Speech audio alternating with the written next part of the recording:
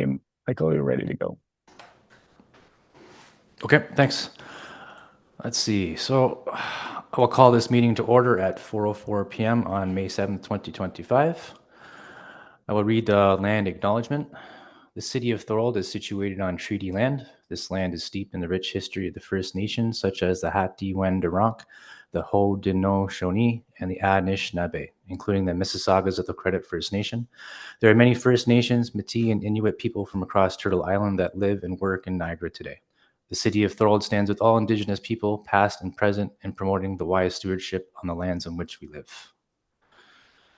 Is there any declaration of interest today? Nope. Okay. Adoption of the agenda. Can I get a mover and a seconder to adopt the agenda, please? Henry, Councillor DeRose. All those in favor? Awesome.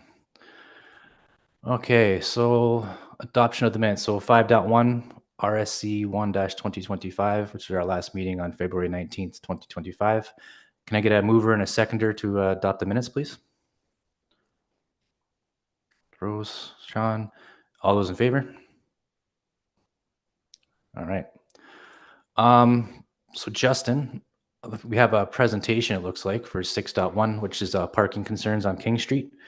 There was an email sent yesterday. I'm not sure if everyone was able to read it, but there's some images and videos there that I thought were quite interesting. So it looks like Annette is here, so that's great. I will now call on Annette Marchionda for her presentation regarding accessible parking concerns on King Street. You have 10 minutes for your presentation. Good afternoon, everyone. Thank you for allowing me to present. I am Annette Marchionda. I reside at 15 King Street, Thorold.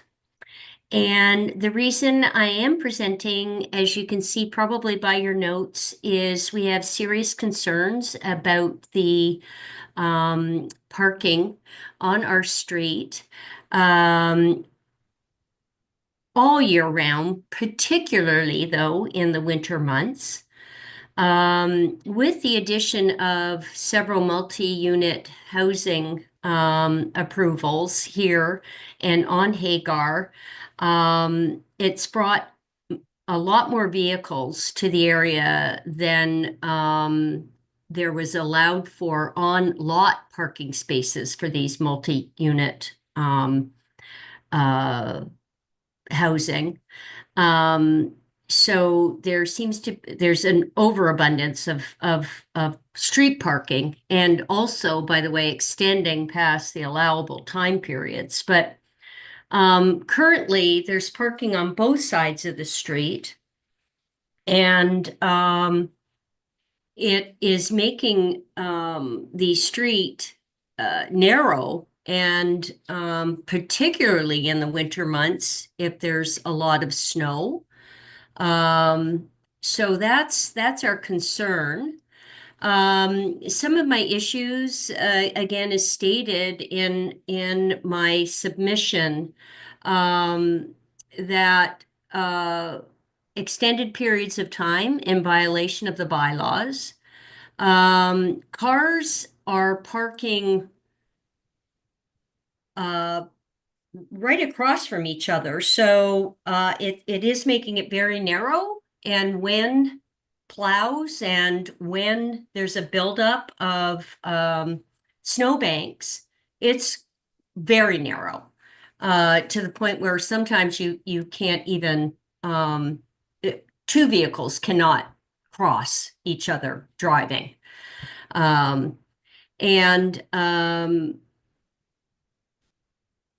Plows are very hard to get through. Even a garbage truck, you will see, Justin, thank you very much.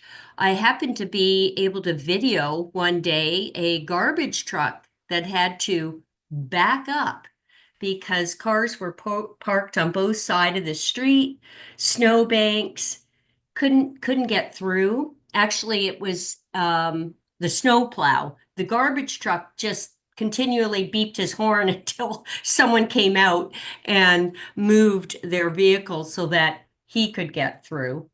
So the major concern is of course, fire trucks, ambulances, and other emergency vehicles, if someone should require them, would be very, very difficult.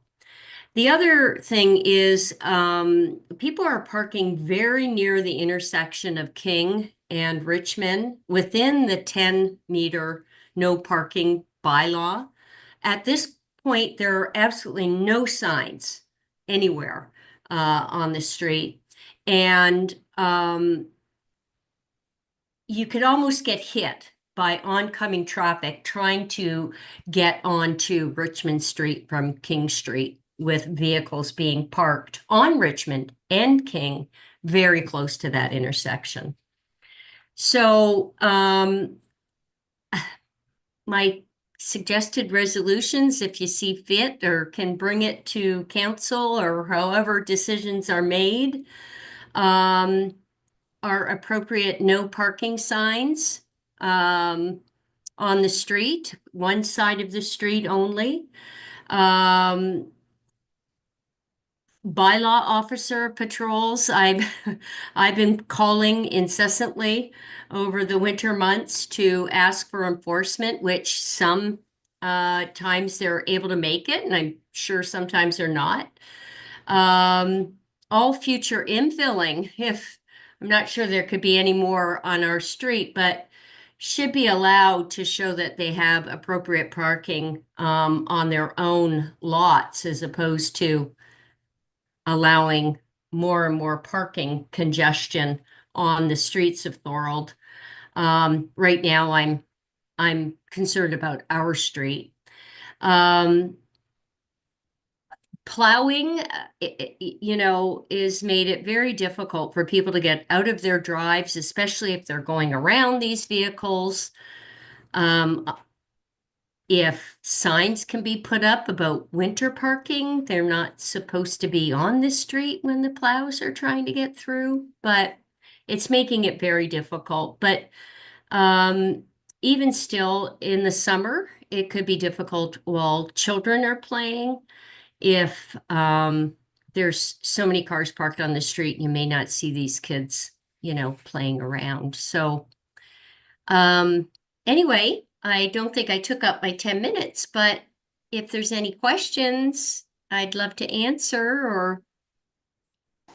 If anyone has any questions, Councilor Dros, go ahead. Yeah, through you, Chair. Thank you, Annette, for showing up. I did watch the video yesterday, and it verifies everything you're saying. Could I just ask a question to Sean real quick? Because something just to get Sean, are you there? Yeah, Sean, do they have to just get a traffic calming petition going, or how would we do this? Because it definitely needs to be looked at. Thank you. Through you, Mr. Chair, if they want to modify the parking, it certainly needs to be, we usually go through a process, a parking modification process. There's a petition that needs to be signed, and what we're trying to do is get everybody on board that are going to be affected by it. It says here in the notes that there was a successful petition, apparently, with more than 50% of the residents in favor of one-sided parking. Yes, I did do that in 2 years ago, I think, but I'm not sure quite what happened after that. Councilor Dros, go ahead. Yeah, Sean, doesn't it have to be 75%? No, 51, oh, it doesn't. 51 is about right. Oh, okay. Thank you. Okay, and I guess the question for the city, Mr. Dunsmore, is how come we didn't implement the one-side street parking in this incident? Through you, Mr. Chair, I don't know at this point in time. I could certainly pull out the information that we had on it and get back to you in terms of what the process was and will be. Okay, thank you. Councilor D'Angelo, please go ahead. Yeah, just along with that parking question through the chair to Sean. I know we're doing a parking master plan for the whole city. Do you know what stage that's at right now? Through you, Mr. Chair, it's coming around to about 80% complete. We're planning on having presentations to council before the end of the summer. So we're getting there. There's going to be a public consultation meeting coming up very shortly. And then just a supplementary to that, can we deal with this street at that point in time? Because I know there's other streets that are looking at reducing parking just because of the sheer volume. Is that something that will be captured in that report, or will it be more of a general report or more of a specific street by street report? Will it include an appendix with some of the streets that have some issues? Through you, Mr. Chair, it is, we'll definitely talk about things in a general process in terms of widths of roads and whatnot that desire parking restrictions, but on a specific basis as well, anything that we have that is currently being brought to our attention, we will absolutely deal with as part of that report too. Okay, well, whatever way we could sort of expedite this would be beneficial. So if it's that report process, or if it's to move forward before then, that would be good. If I could ask a question through the chair to Annette, is there a preference of which side the street would like parking on? East, like the east side or the west side? Has there been any preference given by the residents in that area? I don't believe so. My husband has suggested the west side.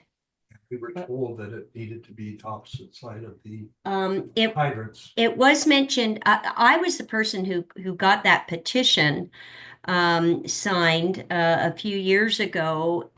It was mentioned at that time, and I'm not sure how valid it is, that the no parking signs would have to be on the side of the street that has the fire hydrants, for obvious reasons, that if something should happen, you don't want people parking in a fire hydrant, but you're not supposed to park near a fire hydrant anyway. But so I don't know.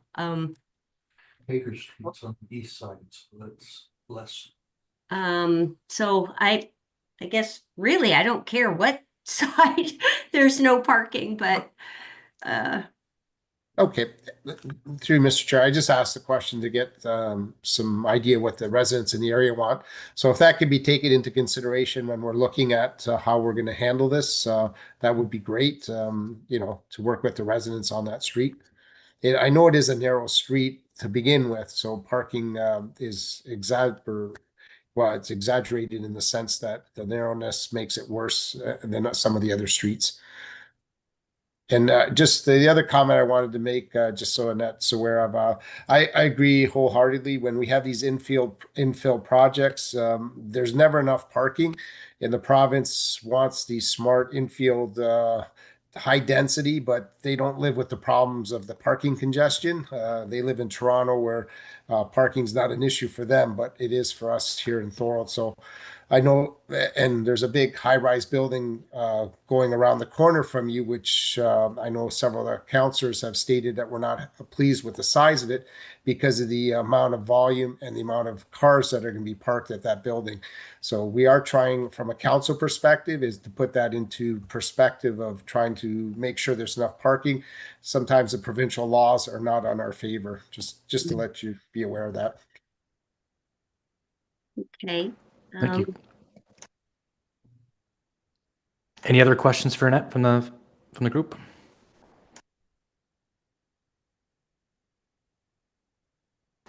Okay. Any other comments, or do you guys think? So Mr. Dunsmore is going to look into why the petition wasn't granted for the parking on one side of the street. I mean, that it wasn't open. Danny, please go ahead. Thank you. Through you, Chair, I just want to make a comment on the too close to intersection parking. I will ensure that officers attend the area daily and be more consistent with the proactive patrols within that 10 meters of intersection. Thank you. Appreciate that. You're welcome. Thanks, Danny. So Ms. Nussmore is going to look into why that request wasn't granted, and then looking into whether or not this is going to be part of the discussion at the end of summer for council. Is everyone okay with that, or should we go in a different direction?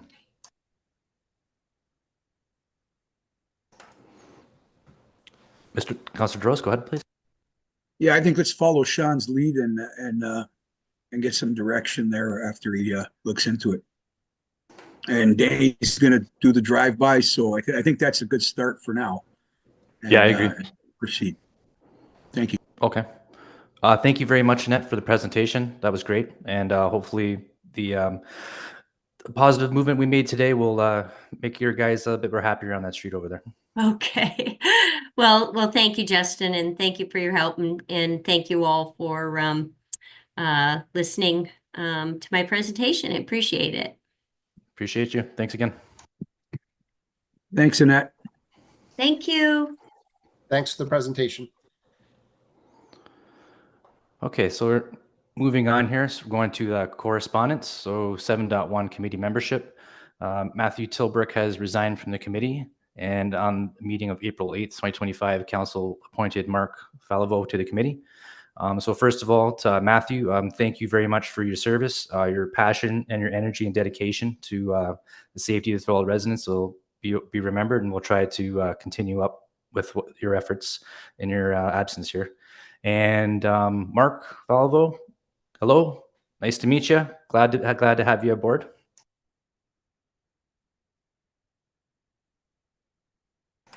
Okay, so let's get down to 7.2. So this is PWCS 17-2025, the proposed traffic calming solution in Uppers Lane. So at the meeting on March 18th, council passed report PWCS 17-2025 regarding proposed traffic calming solution Uppers Lane. I'll open it up for discussion.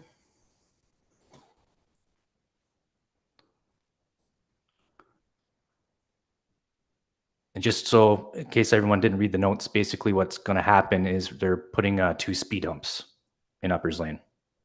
Okay. Any discussion on that one? No? Okay. All right, let's head down to committee business. So we'll go to 8.1. So this is parking and accessibility concerns. So these were some of the items that were presented at the previous meeting by Angela Coates. And this item was deferred at the previous committee meeting. So let me just check my notes here.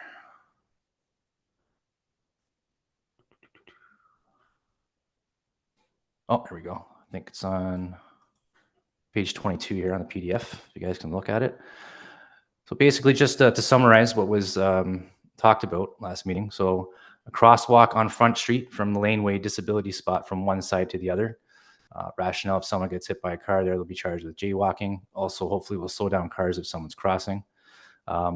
Disability permit needs a bylaw to remove parking restrictions for all of Thorold. I believe the bylaw officer said that was a provincial jurisdiction. And then we have number 3, inconsistent signage or no signage at all for the 2-hour parking limit. Even no parking for $50 fine. McDonald's has no signage. Certain spots people park for more than 2 hours. Repark with no fines, i.e. across from Tim Hortons on Regent Street. Paid parking lot behind Henderson's to get a ticket is unacceptable. Often doesn't work, need a machine in all lots. Monthly paid parking needs a window permit, not a vehicle permit. Rationale, if you bring a different vehicle, you get a ticket. No one knows the names of the parking lots when they call the police. And then the last but not least, Front Street South lost 10 plus parking spots with the deviation to the streetscape. Budgeted and curbs still not in the plans, not AODA compliant by 2025. I'd like to open up for discussion.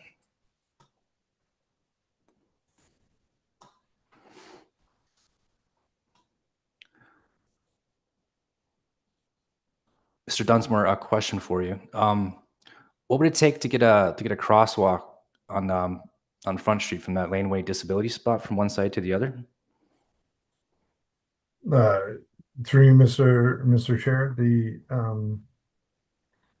mid-block crosswalk, which is what I believe we're talking about here, is would require flashing lights, PXO, if you will, that similar to what we've installed on Pine Street and Ormond Street.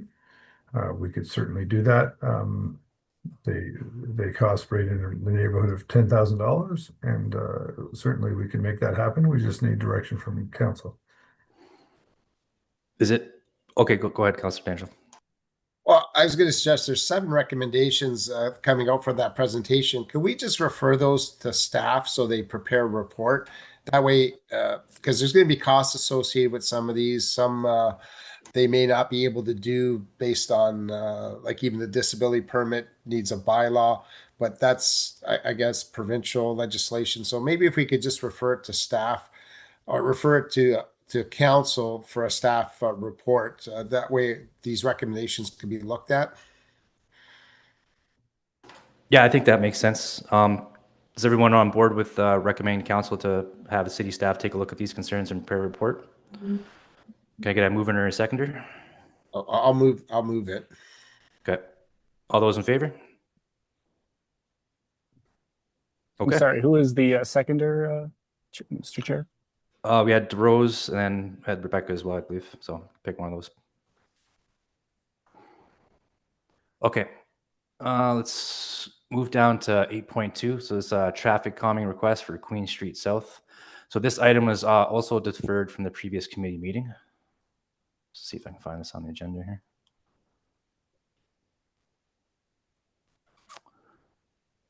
Yeah, so this one, the staff did a speed study in November 2024, and results showed that 85% of the traffic was driving under the speed limit, and that the negative results of the speed study was sent to the road safety for the recommendation.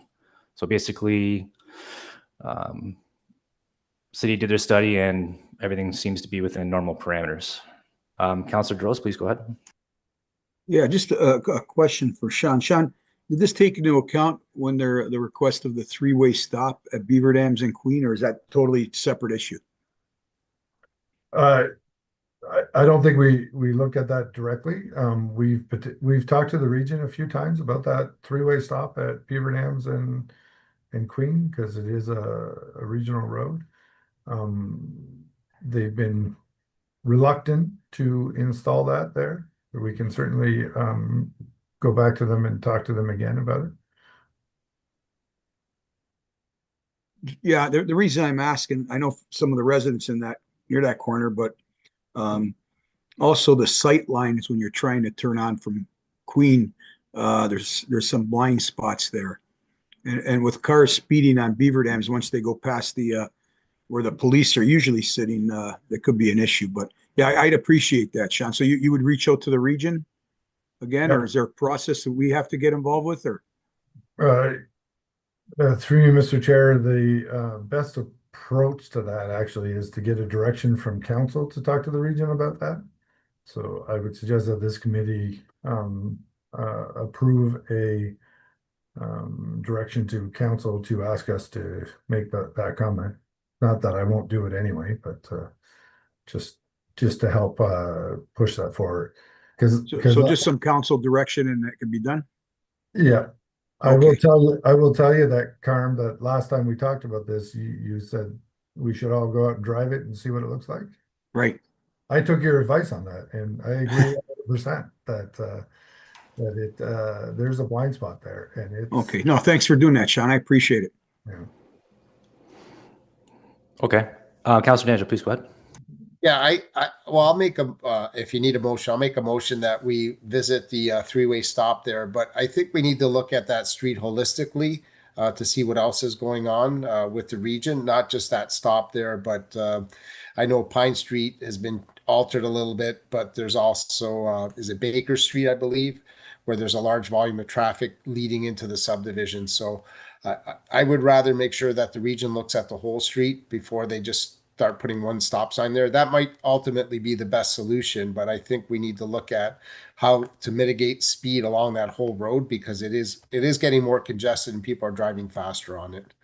So maybe if I put the motion on the floor that that our staff, council direct staff to look into a 3-way stop at Queen Street and Beaver Dams, but also looking at that whole section. I would say from Collier Road to is it what's Pine.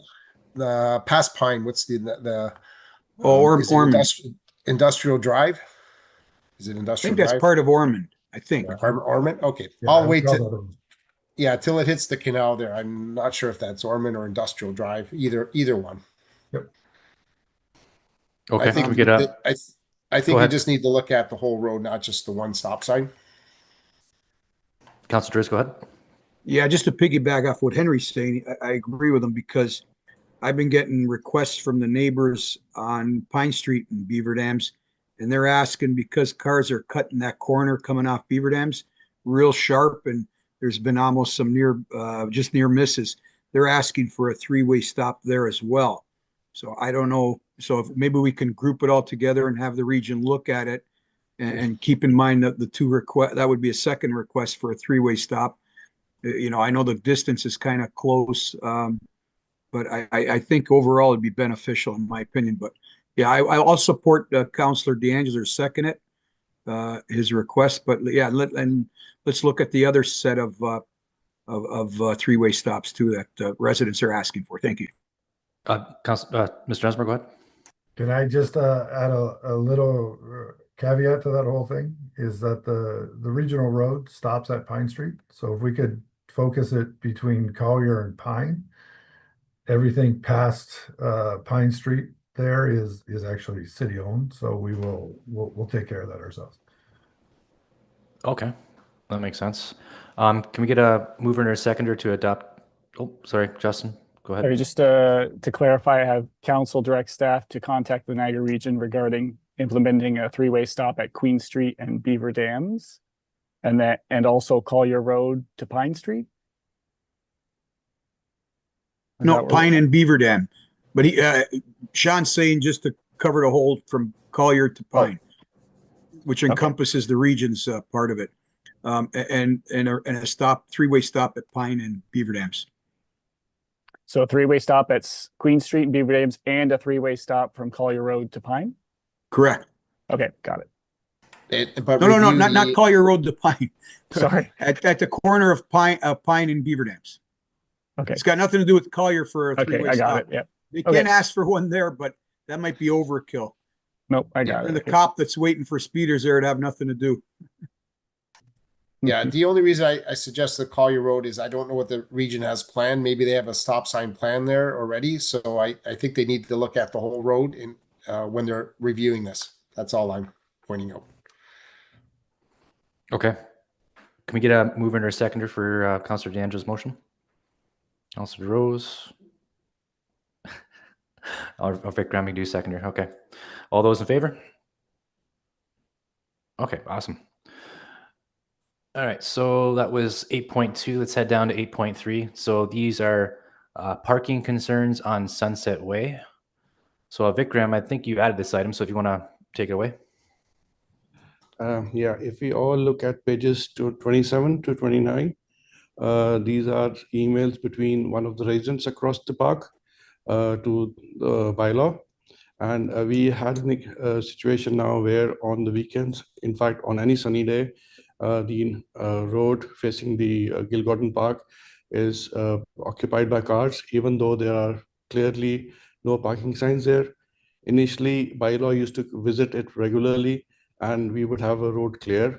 But now I don't see any bylaw coming in that area, and the residents just across the park are facing difficulty because the whole road is blocked. So they've been trying to contact various authorities, I believe, and some of the emails between the residents and the authorities are already there on page 27. So they want a solution to this, or they want to find out what the city is looking for, because what I have seen myself is that most of these parkings are from outside the community, and the people do not even respect the the junctions, and their cars are parked very close to the even the sidewalks, and the doors are open at times. So it's basically a one-way street that way. The traffic is very difficult out there, and there's an incident just waiting to happen there. When it happens, how it happens, nobody knows. But kids running across the road because their parents have parked the car there. So residents really want to look for an answer. since the no parking signs are there, still the cars are there. And the picture is already attached there on page 29, I believe, 27, 28, 29. So for you to see. So, and the bylaw was suggesting that the residents call the non-emergency number helpline for the police. But I don't think this is a police problem. I think it's more of a bylaw issue. So they have turned to the city to find out how best this can be controlled. Okay, thanks, Vikram. We'll open up for discussion. Councillor DeAngelo, go ahead, please. Oh, thank you. Yeah, I was reading through the emails, and one of the emails said that this complaint will be enforced during the week and on Saturdays. Maybe this is a question to Danny. Do we not do parking enforcement on Sundays also? Through your chair to the councillor, no, we do not. We only have coverage up until 7 p.m. on Saturdays. Anything after hours, we would refer that to the police. Okay. Well, I think that's an issue that council will have to try to address, because you're not going to see the police coming and issuing parking tickets. They're being called out on emergency calls, and this would be very low priority for them to come and actually do parking tickets. So I think it's more of a city issue that we should try to be resolving. So I'll let further discussion happen, but I think this is where Sunday enforcement might have to happen. Okay, Sean, go ahead, please. Yeah, absolutely agree with Vikram, and the photos there are definitely telling since the better weather has come into play here. Just my suggestion would be, why is that side of the road the prohibited parking? Further to the discussion we had earlier with King Street, was we should select the side of the road with the fire hydrants to be the prohibited parking side, and that would be the side opposite the playground.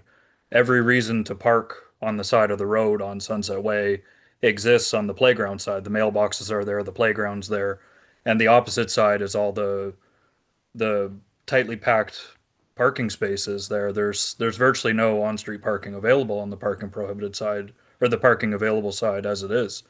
I feel like Vikram had said that most of the people parking at the playground are coming from outside the area. If you live in the area, you would simply walk or bike over or something to that effect. And the people who are living on Sunset Way would most likely adhere to the parking prohibited sign on that side of the road. I don't know what it would take to re-examine that, but that would just be my suggestion in the matter. Okay, thanks, Sean. Vikram, go ahead, please. Yeah, I agree with that, Sean. The question is that on the opposite side where the parking is allowed, we have the driveways opening up onto the road. So if you allow parking on that side, then the issue of people parking in front of the driveways comes on. So, and the fire hydrants are also on that same side next to the driveway. So I believe that's why the opposite side was chosen. Well, that's what I'm saying, is typically parking prohibited is selected on the side with the hydrants. The Yeah. hydrants are on the side opposite the playground. Yes. Yes, but that's the side where you are allowed to park. Exactly. My suggestion would be to flip the parking prohibited to being opposite the playground onto the residence side. But the number of parking would be, of course, it will be less because of It's the. already lessened, so might as well just lean into it. Yep. Okay, Councillor Rose, you were going to say something? Yeah, Sean, wasn't that changed? How many times was that changed now? Once? Like, didn't they flip it one time, or is it more than once? If you I think remember. it's only been flipped to once. Okay. I know I was out there yesterday because I had to check out the soccer field because we got a game tonight. And I noticed most of the cars were parked in the no parking side for obvious reasons. Just closest to the park, safer, as Vikram was saying, safer for parents to have their kids just get out of the car there. Yeah, so yeah, I'm not sure. Sean, what do you suggest? Sean Dunsmore, sorry. Through you, Mr. Chair, there's a couple things I'd like to refer this to, I guess, is the parking study, as we talked about earlier. We'll talk about some of these items, and we can certainly make sure that this is one of them. I think the general problem out there is that there's a lack of parking. the other thing that we're doing is we're trying to put a new sports field in at that corner of Sunset and Barker. And all the preliminary drawings I've seen to date, which you guys probably haven't seen yet, includes a significant amount of parking to try to alleviate some of these problems, not only the problems that exist, but problems we're going to create by putting the sports field in. So as much as this probably isn't the best answer for it, is be patient. I think we will solve this problem. It's just a matter of coming up with those two possible solutions for on-street, and then more than that, a bunch of off-street parking associated with it. So do you have is there an ETA on this complex? Probably 2026. Okay. Councilor Rose, you had something to add? Yeah, I was going to say I agree with Sean. Just be patient, just because there's so many moving parts. I've been really questioning today, talking to Gene Citrigno, president of Thorold Soccer. Today, we are concerned that the parking, if we do get a turf field there, which we're planning to, but I have some qualms about that, but that's another story. But yeah, I agree with Sean. Okay. So, oh yeah, Vikram, go ahead. Is there any way that we can enforce parking on the inner roads rather than on the next to the park? Because they're parking right up to the stop sign as well. So the stop sign there, the three-way stop sign there, is kind of very difficult to see as well for people. So telling the residents out there to be patient. The city is going to get a lot of emails regularly till something comes up. So is there something that we can look forward till the parking is made, just to make things a little easier and safer on that road? So I think what Vikram's asking is there a way to increase enforcement in that bylaw enforcement in that area? Danny, please go ahead. Through you, Chair, the answer to that question is yes, there is a possibility. I do want to make this comment that it's known to me now that there's patterns that are resurfacing there, that these violations are generally occurring after hours, so after 7 p.m. That's why we are referring this to the police. Oftentimes, they're not going to come out, but to your question, is there a possibility that we can provide enforcement later into the evening hours on temporary basis? Yes. That's what I can commit to alleviate some of those challenges. And as well as the too close intersection to the stop sign, we can definitely enforce that as well. Okay. Vikram and Sean, does that at least alleviate your concerns for the meantime? I believe that should be good enough for the residents for now. Sean, how about you? Is there any way that we can inform them, the people who come to park there, that they can use the inner side roads as well to park, rather than on the main road itself? You mean like some kind of signage? Yeah, can we have a signage there or something telling them that it's better to park on those roads? Like we can park on the homestead itself, going up on the side of the road, Barker Parkway. I'm not very sure about it. Mr. Dunsmore, a question for you. Have you ever done a sign like that before? You guys shouldn't park here, you should park over here. Through you, Mr. Chair, no, I don't know that we've ever done anything like that. We could try. We can certainly put an effort into it. Well, Councilor DeAngelo, go ahead, please. Yeah, I would just be a little concerned about redirecting parking, because you might just redirect a problem to another street. I think more of the long-term goal is to make sure that we have additional parking when the turf field comes in. That would resolve a lot of this. But my question, just back to Danny, is do you need a council directive to have some enforcement on a Sunday, or is that something that you can manage through your department? Through you, Chair, I believe, like I mentioned, on temporary basis, there is something I could do from my department just to alleviate those challenges, because especially if there are safety concerns. If you could do that through your department, that'd be great, because I think as long as it's more random, then that keeps people guessing if they can park there or not. And a ticket or two will help alleviate some of the illegal parking and causing some of the safety issues, especially around a park. To me, that's very critical, and then and also for the neighborhood. So that's great if you can manage that through your department. I really appreciate that. Thank you. You're welcome. Yep. Thanks, Danny. Any other comments? Oh, Vikram, go ahead. I'm sorry I'm asking all these questions because a lot of people are going to be calling me after today asking for some answers. One of the suggestions that the resident said that there's a bend on Sunset Wave goes towards Homestead, the three-way stop there. If that is an area where most of the vehicles, when they are parked, there's a blind spot forming up.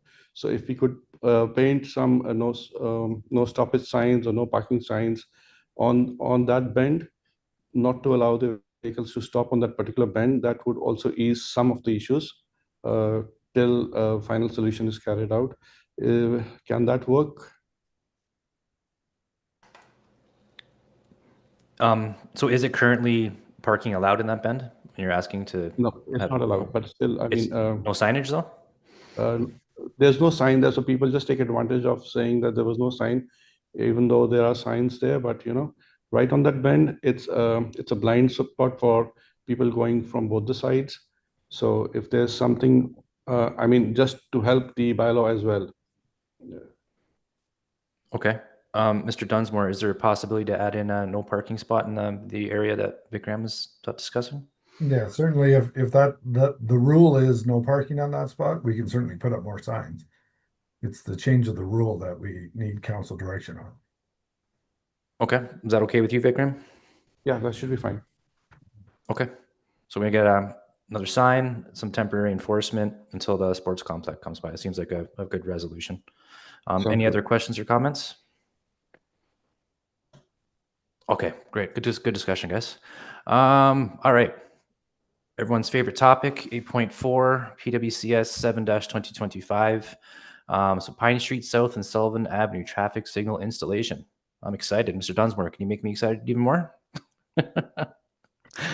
I'm probably going to burst your bubble on that one. Okay.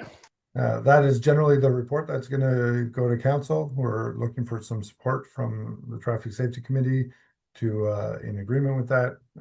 Unfortunately, likely it's not going to be installed till 2026 or beyond. So I just want to make sure manage everybody's expectation on that front.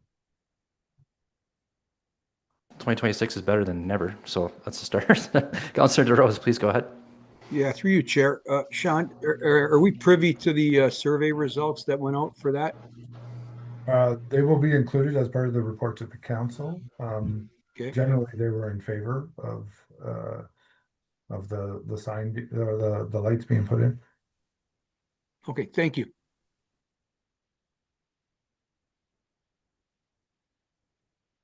Rebecca, go ahead.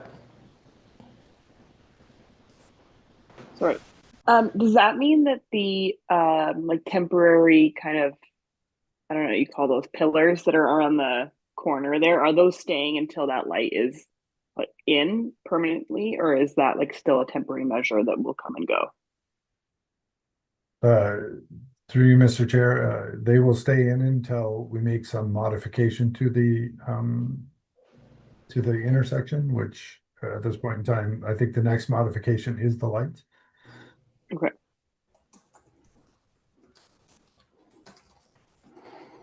Any other questions or comments? Councilor DeAndrew, go ahead, please. Well, I just wondered, when are the bollards going to go back? The temporary ones, are they back up?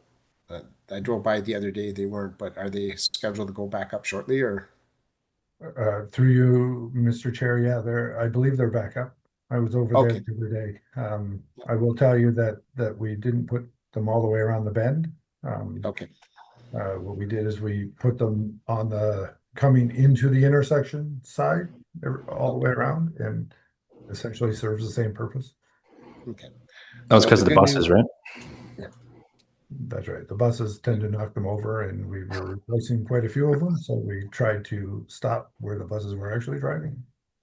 That's fair. Go ahead, Councilor Potential. Oh, I say the good news is I guess the Public Works doesn't expect any more snow. This It joke. always snows in April, man. Okay, so I mean, this is really good news. So, yeah, looking forward to that next year. Any other questions or comments on this item? Okay, great. So let's moving on here. So 8.5. So every year, Mr. the, Chair, oh, sorry, Justin, go ahead, sorry. I think, Sean, if I'm not mistaken, are you looking for What's a the recommendation? motion to recommend this or endorse the findings? That's right. So if committee's in favor, I have that the Road Safety Committee endorse the recommendations in the draft report regarding Pine Street South and Sullivan Avenue traffic signal installation. All those in favor? I need a mover and a seconder first. All right, I'll do it properly this time. Sorry, Justin. Can I get a mover and seconder for the Pine Street motion? Okay, Councilor DeRose and Rebecca, and all those in favor? Thank you. That's why we got you on the call, Justin. Thanks, buddy. Yeah. All right, sorry for getting ahead of myself there. I was a little excited for the next topic. Yeah, so going down to 8.5. So it's the Heart Niagara Bike Rodeo that's been put on for the last 3 years and it's going the 4th year.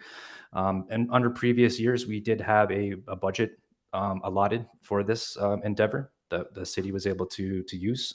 But this year, I have no budget, but we have 251 students that have enrolled and are eagerly awaiting some bike rodeo lessons, which is fantastic. They were able to get the grant, so they're able to get the extra helmets and extra bells and stuff. So that's also fantastic. But again, we have the hole that is $2,550 that there is absolutely no budget for. And I mean, I can go door to door until my hands bleed, but I don't know if I can come up with everything like that. Councilor Angela, we did talk about this briefly last year. You said, since all the committees lost the budget, that you're going to look into maybe having some kind of a budget for some of these committees and special projects. Yeah, I know we passed our annual grants budget, and I think Carmen DeRose might be able, or Councilor DeRose might be able to help me out here. I think we were over budget when we were passing that. There can always be a request to council to fund this. It would be a budget overrun, but again, there's always more grants that are being applied for than the actual grant funding that's allocated. Mm-hmm. Yeah, that's okay. That's fair. Yeah, don't want the city to do like the full amount. I mean, if we can do like 1,500 or something, then I can work with the businesses in Thorold and try to raise the rest of my funds myself. I've already talked to several business owners that are interested, so I don't think that'd be too much of a problem. Do you want a motion that we endorse, or recommend that the city cover half the cost, and the other half will be fundraised through business sponsorship? I think that would be a fair motion. Yeah. Okay. Well, that'll be a recommendation. We'll send it to council and see what how they react to it. Okay. Councilor DeRose, please go ahead. Yeah, through you, Chair. Just to let you know, schools also have budget not non-discretionary items. They can and sometimes they have money left near the end that they have to spend or they don't get it back. So that's something you can whoever's contacting is in contact with the schools. You might want to check that first. The other thing is, as Henry said, I can't remember exactly. I thought we gave the same amount as this committee got last year. Henry, am I incorrect in that? I can't remember. Council, just so much during budget time, we were overwhelmed with all the numbers and demands. So, but I assume. But can we? Yeah. And when's this coming, Michael? This is coming soon, right? Yeah, it's coming in June. Yeah, they're just getting the schedule worked out right now. Maybe I can reach out to the city just to see about that. And then, like I said, ask the principals. Which schools are you doing? All of them in Thorold? All the elementary schools?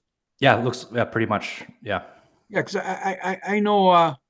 They all have some budgets that they can utilize. I would assume, unless they've run out.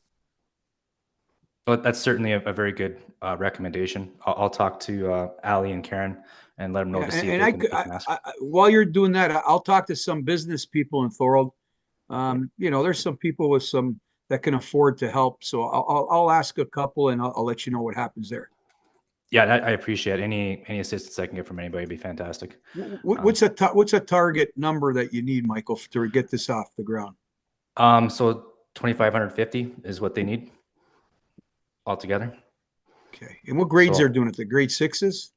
Grades 4 and 5. Oh, grade 4 and 5. Okay. Okay. Yeah, So yeah. 2,500. Okay. Thank you very much. Yeah, absolutely, no problem.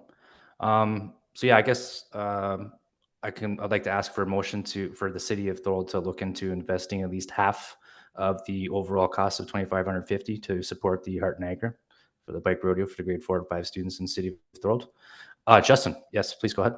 So can you state the specific amount requested? Because I know the director of finance will ask me that. 1,250.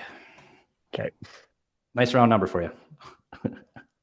So I'd like to, can I get a mover and a seconder for the motion, please? All right, Rebecca, Sean, all those in favor? Yep. Awesome. Thank you guys so much. And Councilor Andrews, please go ahead. Yeah, I was just going to say, just make sure with the recommendation there, that you're matching the funds, that you're going out raising half the funds, so that council knows that they're not footing the whole bill for this event, that there is work being done to raise funds for the event. Yeah, Justin, can you just add that other part in, that I'll be matching the half through business and contributions? Yeah, recommend the city cover half the cost of bike rodeo, the $1,250, and that others will come through community sponsorship. Awesome. Thank you, sir. Okay, so that is the items on the agenda, and now we get to go to the roundtable discussion. Does anyone have any items or issues that they'd like to bring up today? Rebecca, please go ahead. I was actually just curious. There was supposed to be a meeting in April. I wasn't able to attend, but there's supposed to be a meeting in April regarding the Town Line Road, St. David's Road intersection extension, whatever we want to call that, reconstruction. And I was just kind of curious what the outcome of that was, or if anybody could speak to that in terms of a timeline. Okay. Mr. Dunsmore. Through you, Mr. Chair, yes, the meeting certainly happened. There was some concerns brought up by the public about having the increased traffic on the Town Line Road portion of that. Right now the project is out for, or is being prepared for tender, and is expected to be tendered later this month. I'm thinking next week, probably. And then the construction will happen probably June, July. Oh, cool. So is it going to be like a light intersection, or are we going to have like kind of stop signs? Like it's going to be a 4-way, 5-way? Well, the intersection of Pine, or intersection of St. David's and Town Line is getting rejigged to be a all-way stop. And it'll be, the road will be relayed a little bit to square up that intersection so that it's a safer intersection. And then we'll have another intersection down at the corner of Ormond and Town Line. That'll be a brand new intersection, and the intent is to put traffic signals in there. Yeah. Okay, that's interesting. Councilor Danger, go ahead, please. Yeah, I just want to reiterate what Sean had said. The lining up with Leeson Street, coming off St. David's, the Y will be gone. It'll be a T intersection, which will be a huge improvement in that area for safety purposes. So it's going to be addressed. So I think that's fantastic news that city staff were able to get that modification, working with the landowner that owns the commercial buildings. Yeah, absolutely. Rebecca, you had a comment? Sorry, just wanted to clarify, June and July of this year, that's the scheduled. Oh, okay. Amazing. Wonderful. Yeah, things move fast, apparently. Mr. Yeah. Dunsmore, go ahead, Mr. Dunsmore. First thing I want to say is don't take that as an expectation. Things don't always move fast, okay? But secondly, if you want to see the drawings and whatnot, they're on our Let's Talk Thorold website. You should be able to see what the proposed works are going to look like. Okay, awesome. Thank you for that information. I will definitely check that out this evening.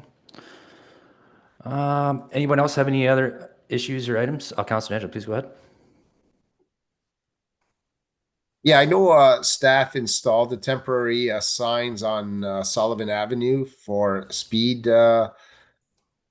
signs where they'll let you know how fast you're going. I'm just curious how long they'll be up, and will we be able to see some data of how people are traveling on that road? Through you, Mr. Chair. I don't know how long they'll be up. I will check with our operations department and figure that out for you and let you know. As for the data, yes, we can certainly download it and everybody can see. We can make it public knowledge if you want to see how everybody was traveling down that road. Yeah, through you, Mr. Chair. I think that's excellent because I know we want to move those signs around throughout our community, and this will be, being the first one out there with these signs. That's great. That was one item I wanted to talk about. The other one is Front Street, the section where the city put a speed bump just past Julie's Tires. Some of the businesses are still speaking to me regarding that, saying there's still excessive speeding on the road, and some of them are hitting the speed bump at some pretty fair speeds and are probably doing some damage to their vehicles.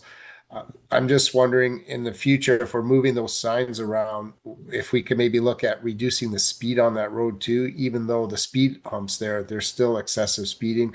And it's a bit of a dangerous area because there's 3 or 4 businesses that front onto Front Street right there, Julie's Tire, Performance Heating. There's also an insulation place. There's cars backing in and out as they go there as customers visit, right? So when cars are going way too fast in there, there's always a potential for accidents. And I've spoken to a couple of the business owners there, so they're quite concerned. I'm just sort of putting that on the radar right now. I don't know the speed bump just went in the fall. You were hoping that it would reduce some of the speed there, but it seems to still continue. Just putting it on the radar so that we know that that problem isn't completely resolved. Okay, Ms. Dunsmore, go ahead. One of the things that we do as part of the traffic calming and installation of those speed humps is actually go out and do a speed study after the fact to see if we had an effect on what we were hoping to do. So what we probably should do is do that now so that we get some good data for that. Is that something we need to do a motion on? Or is that something that you guys are going to do? That's something we'll do right now. Yep. Oh, awesome. Rebecca, go ahead, please. Will that intersection, because it's kind of that wonky turn with the one-way coming on, will that be affected by that Town Line Road extension construction though as well? That may impact the amount of traffic that's on that street? Because right now it's a cut through, but if that intersection, do you know what the one I'm talking about? I don't know what that would be referred to there. Yeah, generally what you're just talking about is the intersection of Front Street and Ormond Street, because they do meet up at the north end right now. Yes, the answer to your question about the St. David's Town Line construction is that Town Line is going to come through right through that area, and the intersection of Town Line and Ormond is going to be essentially where Ormond and Front is right now. That's going to be all kind of squared up, and we're going to put traffic lights there. Front Street is going to be a straight shot into Town Line. It's not going to connect to Ormond anymore, and it'll be a stop sign at the end of Front Street. Whether that will change the amount of traffic or not, that's up for debate. And certainly is going to be one of those things that we see after the fact as opposed to can guess right now. Again, if you look at the website, the Let's Talk Thorold website about that project, you'll see what the alignment is going to look like. So maybe it has a positive effect in terms of speed, but the reality is it's a bit of a long way from that Town Line or from that current intersection to Regent Street, and that's probably why people are speeding up in that area. Okay, thanks, Ms. Dunsmore. Councilor Dan, do you have something to add? No, I just, that's good news that the traffic study is going to be done to determine if the effectiveness of the speed hump that's there. That's excellent to hear that. Thank you. Okay, great. Does anyone else have any items or issues that they'd like to bring up in the roundtable?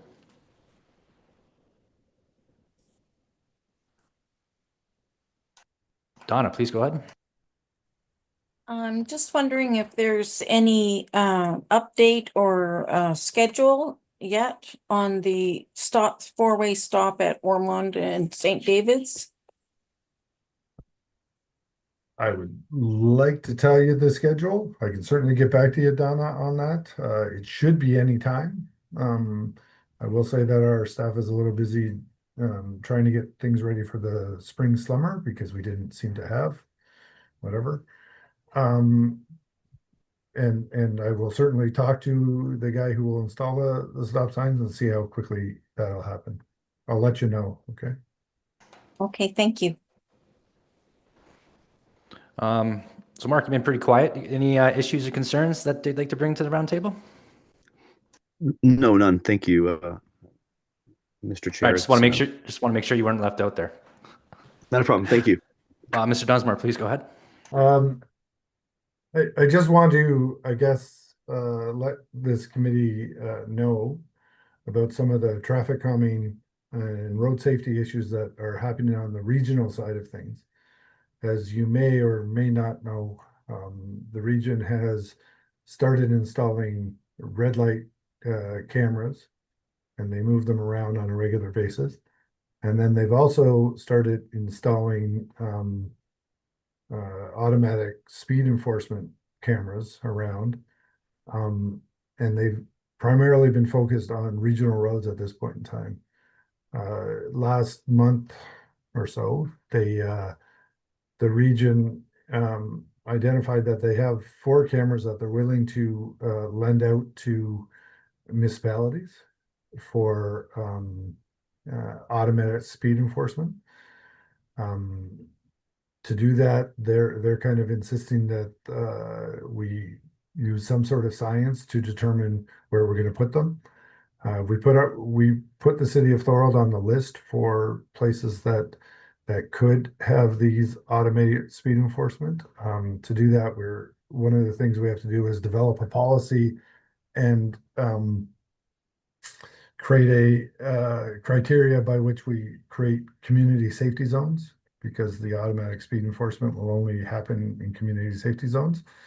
And so we need to make sure we understand that. So what we'll do is we'll develop a policy and bring it over to this committee for comment and revision, and then we'll take it to council for moving forward. So we may see automatic speed enforcement in our city in 2026-ish.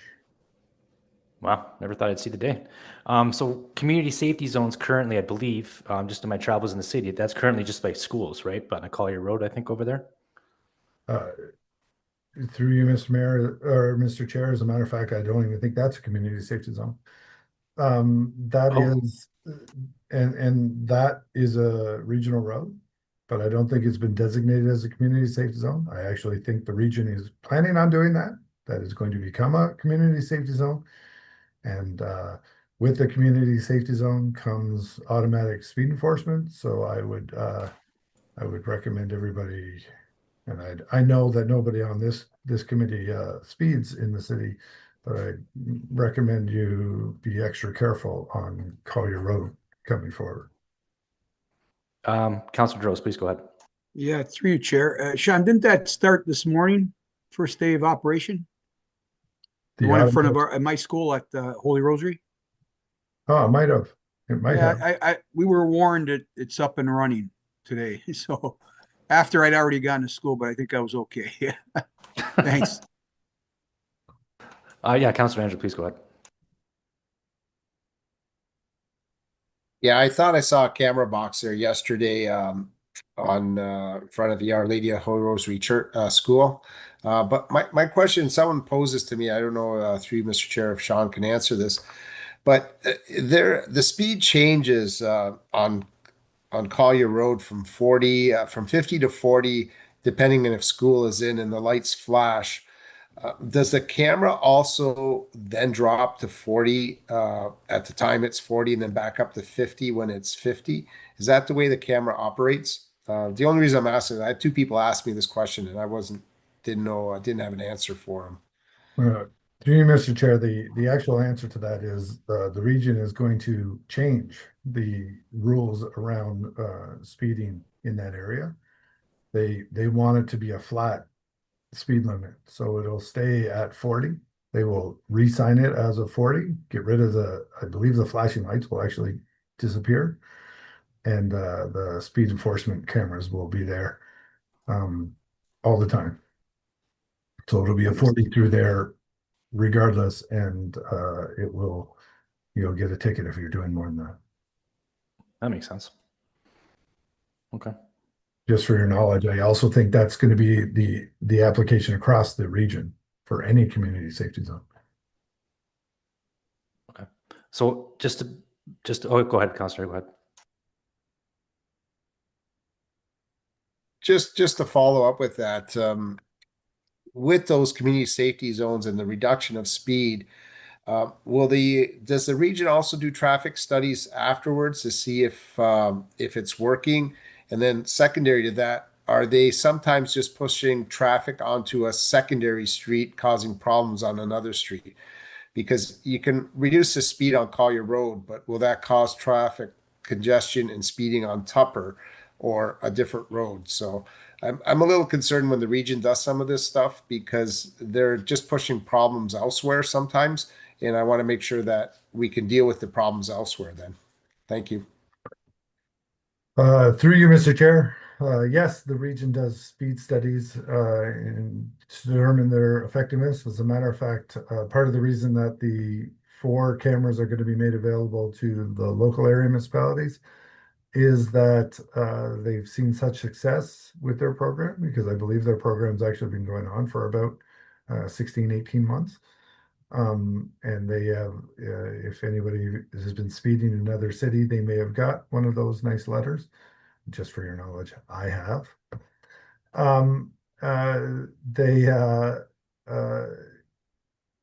They do not, so they believe that is being very effective, and that's why they think they want to spread the program to local area municipalities.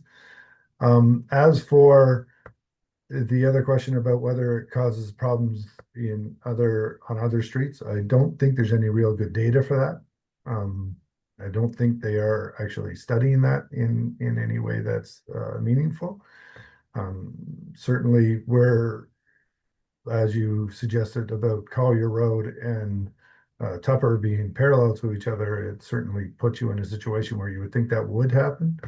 The only thing I could say about that is that I believe there's more stop signs on Tupper that may restrict some people. Actually, I don't think there is. I apologize. And so if that becomes a problem for the city, then yeah, it's going to be a problem for the city. And at the very least, the nice thing about it is that it moves it away from the schools, as we identified earlier, and maybe makes the whole area a little safer. Okay, makes sense. Any other items for discussion? Going once, going twice, 3 times, sold. Okay. Let's see. So we got our next meeting, August 6th, 2025. If you guys have vacations or stuff coming up, because I know that's, quite popular week for going on vacations, just kind of let us know, and we may reschedule to have a date where everyone can be available on that. So just keep that in mind. If you want to send your availability to Justin, that'd be great. And yeah, if there's no further business, meeting is adjourned at 5:13 p.m. and everyone enjoy the beautiful day. Thanks again. Yeah, have a great rest of the day, everyone. Have a great day, everybody.